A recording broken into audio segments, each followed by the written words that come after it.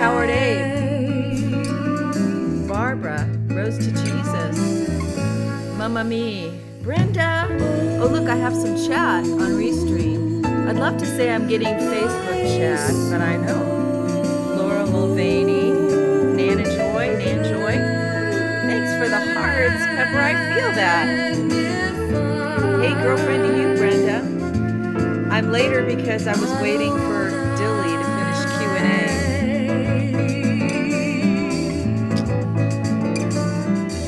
Juliet, Grammy Pam.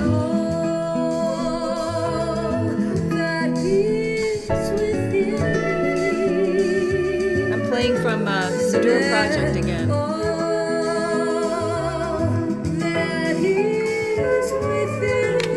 Good afternoon. Aren't we glad Greg Harvey got his account back? That's so cool. Ovac Pamela, Mac. Great, we're so glad you got your account back.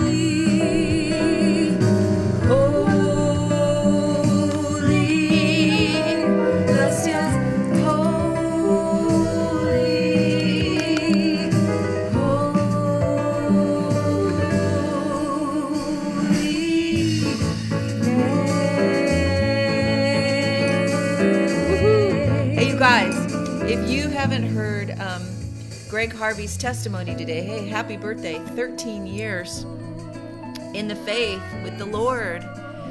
That is such good news, Greg, and I enjoyed your testimony. You know, at one point you asked Shalom from Germany. At one point you asked if you were going on too long, and I thought, no, absolutely not. It was just a lovely conversation. I totally enjoyed all the ins and outs of what you had been through and what had shaped you. And, you know, just like talking to Jilly in our scope, which we did last Saturday, it's still up and around if you want to see. There was a 2-part scope. I think once you know Jilly Pepper's story and Greg Harvey's story, and then I guess a little bit of everybody's, right? When you go, when we do these things and sometimes we talk like it's all good, it's because there was a price paid, right?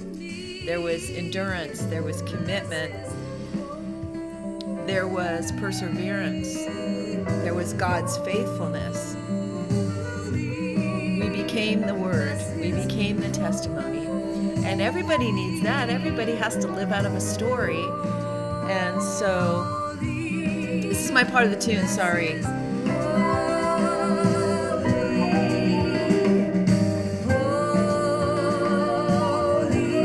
Check out The Flute by Don Davis. Jordan Perlson on drums. Fernando Huergo on bass. Don Davis on flute. Yours truly on guitar, vocals. Mark Shalansky on piano.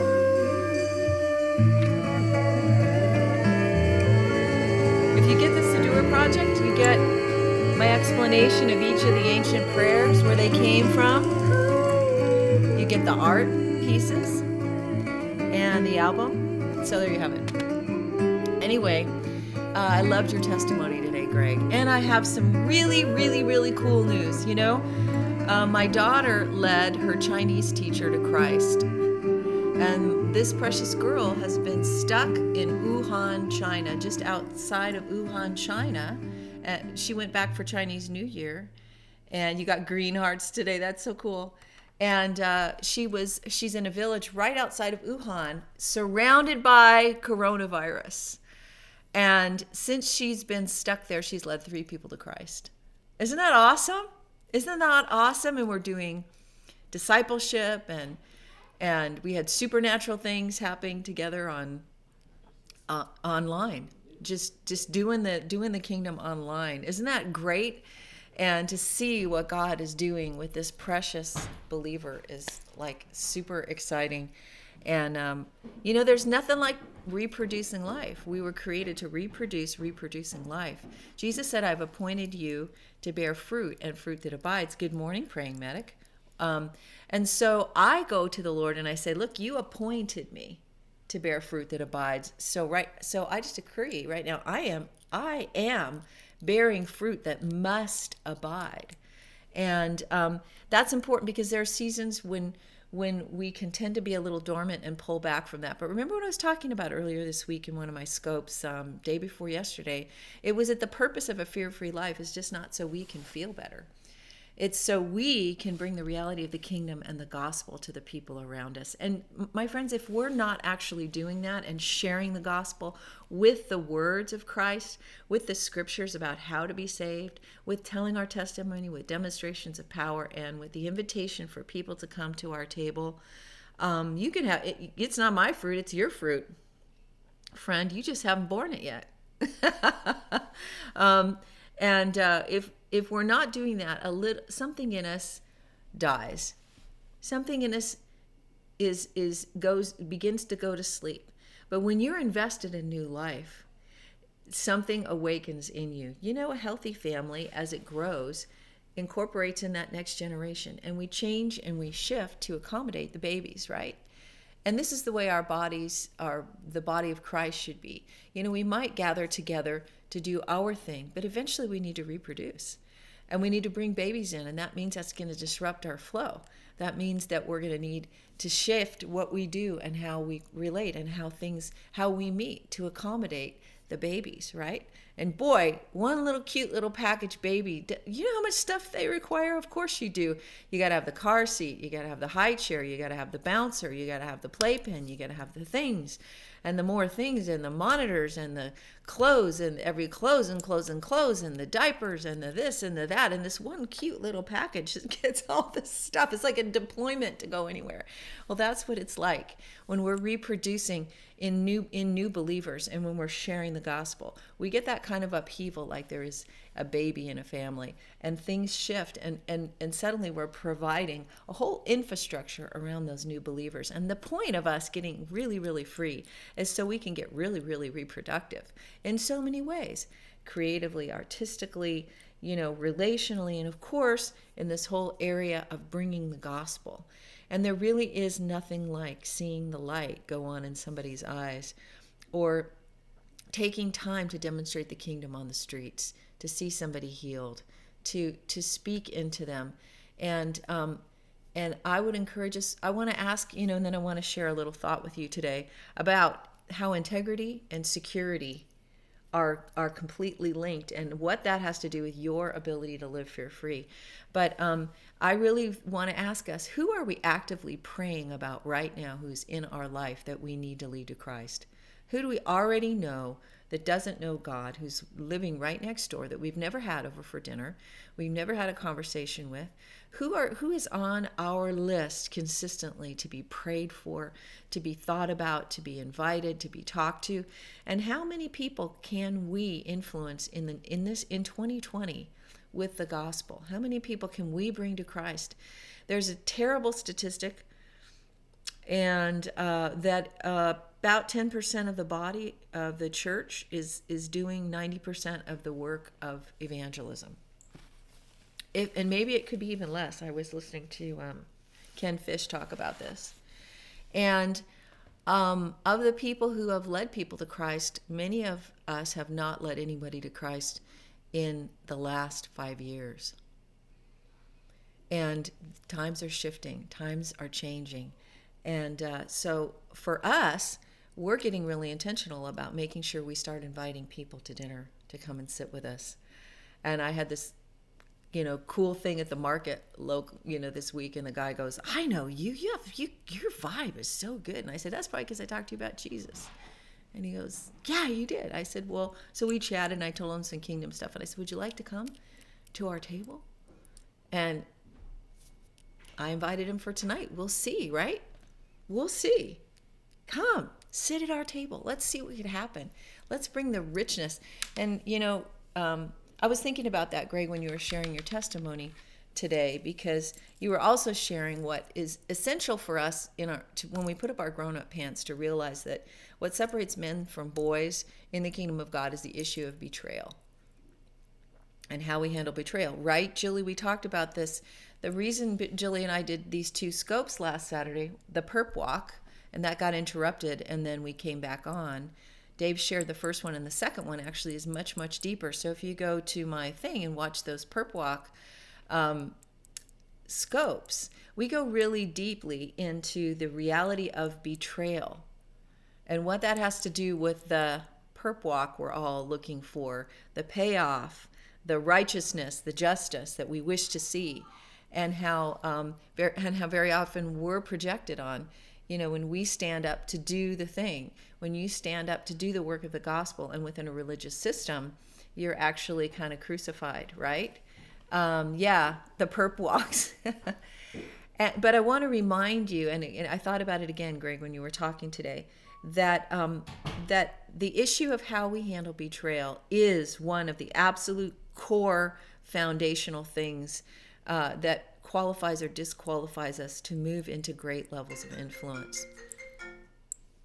Not mine. And what is betrayal? It's betrayal when it comes from the place you expect to be well treated. It's betrayal when the harm and the hurt and the rejection and the hypocrisy comes from the people you trust the most. Yes, perp walk is perpetrator walk. And it's something we hear a lot, because in the Q movement and in the MAGA movement, we really feel like we've been promised that we're going to see justice, and we're going to see people perp walked. We're going to see people walked off into settings where there'll be consequences for corruption and evil. And I think we're all anxious to see that, but there's some deep layers of how we handle that expectation, what it means to us, and how we've personally been perp walked, when we were the good kids, and how we were, screwed over by various systems, whether it's the church or the justice system, the courts and so forth, or relationships and families. But this issue of betrayal, really don't go anywhere in the kingdom until you've had a good betrayal under your belt. And we see it in the Master. We see it in Yeshua. We see it in the people that continually kind of left his table. Thanks, Marcy. You see it in the people who walked out on him, not the least of whom was Judas and then Peter. And you see how he dealt with betrayal. And betrayal goes to that deepest place in us where it's particularly harmful, because it can stir up questions about who we are and why they did that to us, and did we deserve it? Or worse than that, is there anyone we can trust? Is there a church? Is there really a church? Is there really an ecclesia? Is there really a body of believers that we can integrate with, that is healthy and strong, that we can contribute to, and in all of our weaknesses is still pursuing wholeness and godliness? And this is where I want to take us today for just a few minutes. And I want to remind you that assuming the video is all completed, tomorrow night at 7, I'm going to be releasing my second Presence Jazz sneak peek, which is a live version with all those guys that you saw last week from Boston. So I'm excited about doing that. So pay attention. But you trust God. Absolutely. But what I've been learning is I don't love people I don't know. And I don't really trust God if I'm not in risk. And what is the biggest risk? The people I don't know. The people that I think I know that might hurt me back. The people I want to walk with who might turn around and be the most disappointing to me. So when we say we trust, it's theoretical until there's skin in the game, until there's a risk level, and until there is an investment. It's sort of theoretical. When I say that I love, and I love all you guys, and I love this community, it becomes real for me when I show up over and over and over to give something, just as a gift, whether I could be doing something or not. And it shows up when I have deeper interactions, and I know you better, and I find out more about you, and in my Facebook group, My Fear-Free Life, I'm interacting, and we're having things coming back and forth. It's really Jesus with skin on that takes us into the place where we love, right? And of course that is where all the risk is, and that's where we risk the betrayal. But it is having gone through that will really cement in you the ability to stand and to love and to create healthy community in your family to start with, and from there to continue to have a way of being secure. And this takes us back to fear-free living. I want to take you quickly into Proverbs 6.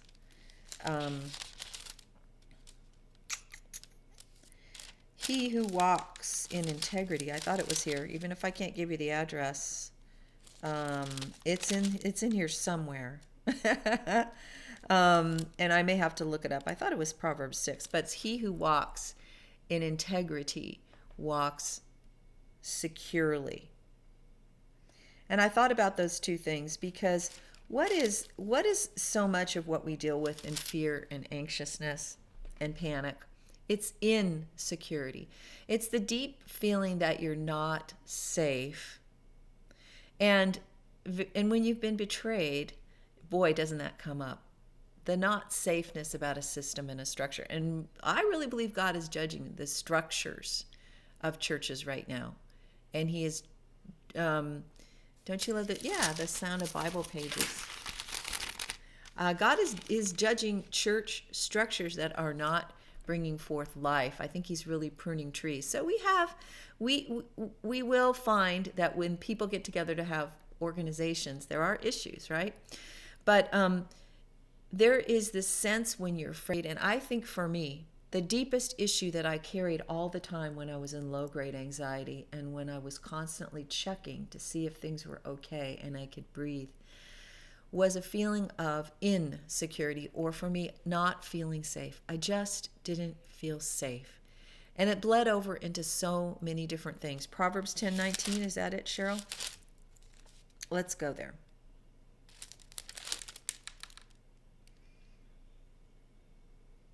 That's not it. 6:19. The bottom line is he who walks in integrity walks securely. So I looked up integrity, and this is what I want to highlight for you.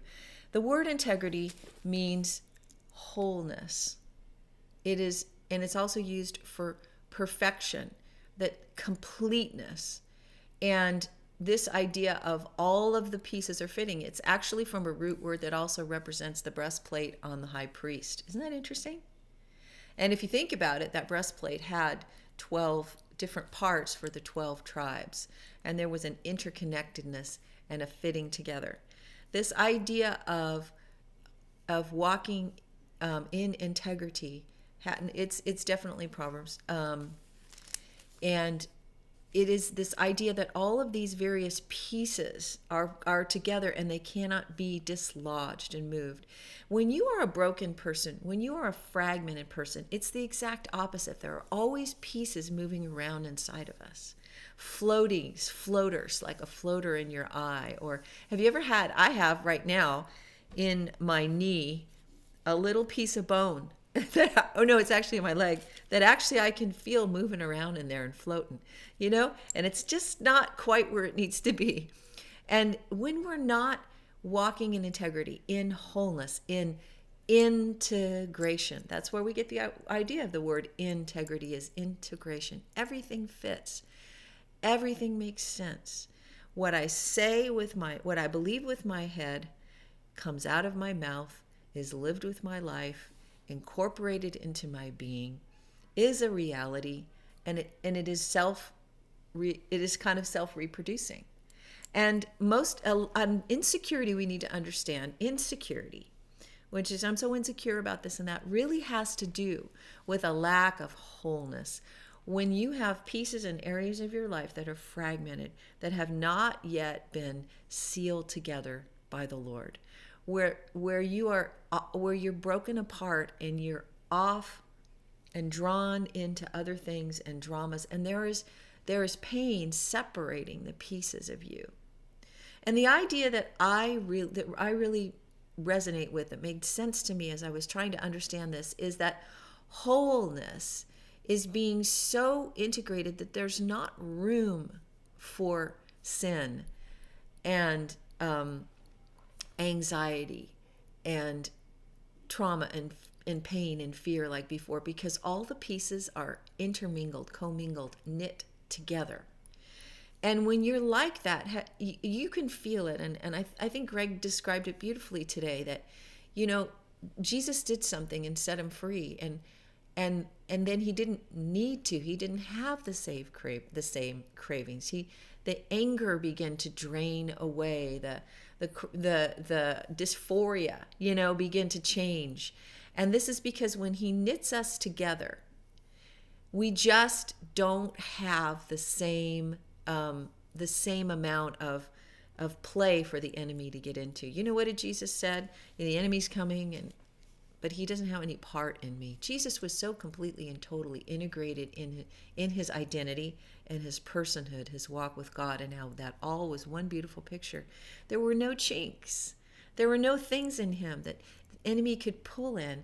But when you're in a setting and you're insecure, it's because you're aware that someone could get into some place that is not yet integrated, that is not yet reattached to the identity of God in you, to the purpose of God. You're aware of a vulnerability in you, and you're aware of a fight in you. So in this pursuit of fear-free living, we need to understand that the more we allow God to bring the pieces together and bring healing to us, and the more we integrate, and the more he fits them together, and the more he removes the things that were never meant to be in there in the first place. It's like jamming the wrong puzzle piece into the puzzle, right?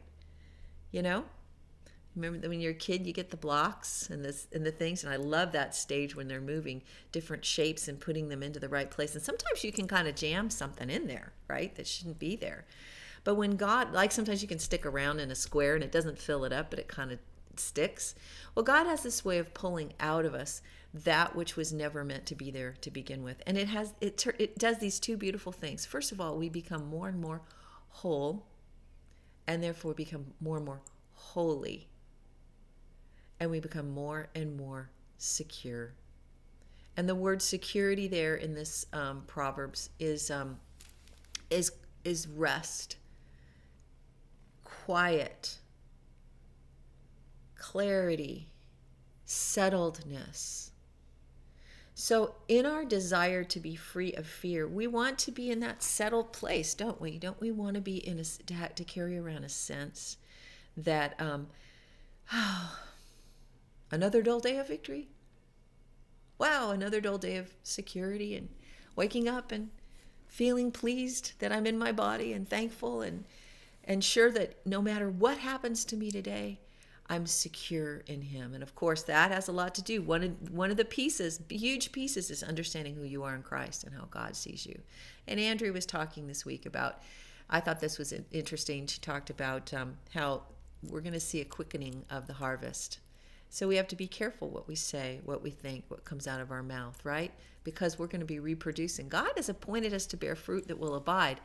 But if we're crapping out of our mouths, that could be abiding. That could be fruit we don't want to keep, right? But the essence of it is let God get a vision for the many pieces of you being integrated by his healing power to knit you so you just can't get pulled apart. So the enemy just doesn't have as many places, if any, to get in there and have a part in you, something that agrees with him. See, when there's something in you that's broken apart, it agrees with his version of things. It agrees that you suck. It agrees that you should be scared. It agrees you don't deserve better. It agrees, with your bitterness and all that stuff. But as you're knit together and God chisels, like Greg showed yesterday, chisels that out of us, right? So that the pieces fit.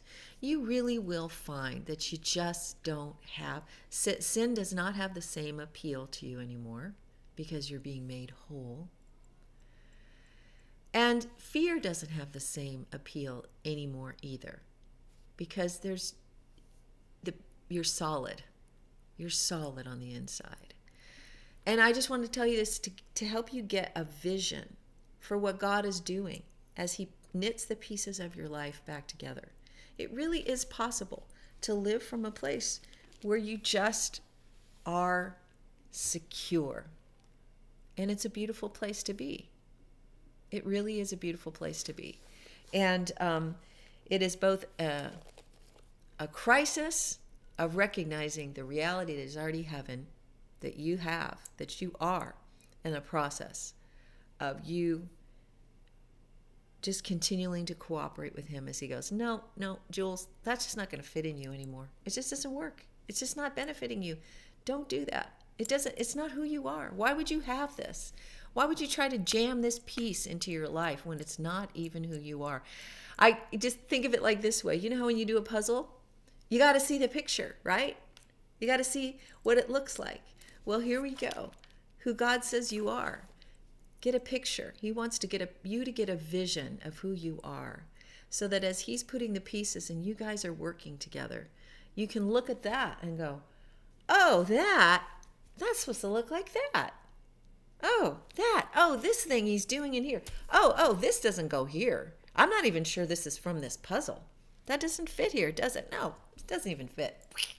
But this one, look at this piece. Wow, it looks like it fits right there. And it looks like it goes with the master photo that explains how it's all going to turn out.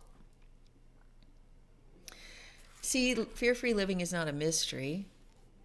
It's a reality that we can live out of as a day-to-day reality, not giving the enemy any space to pick on us and to take us down his path, because the pieces are being fit so beautifully together. And I think when we hear testimonies like Jilly's testimony and like Greg's, you see how these pieces that looked so dark and dysphoric actually form this glorious thing that God is doing. So you need to have hope. You need to really believe that no matter how many times like some of us were maybe 500 piece puzzles and some of us are maybe 5,000 piece puzzles. Aren't those overwhelming? Don't you see people with them spread out across a table? And they've got like 1,000 pieces or 5,000 pieces spread across the table. To me, I'm overwhelmed. I'm immediately like, seriously, you're going to sit here for hours and just stare at things to figure out which one is which. You're just going to look at all these pieces. Give me the big ones that the toddlers put together. I love those. And don't you love, my friends, when a piece just crunches right into place?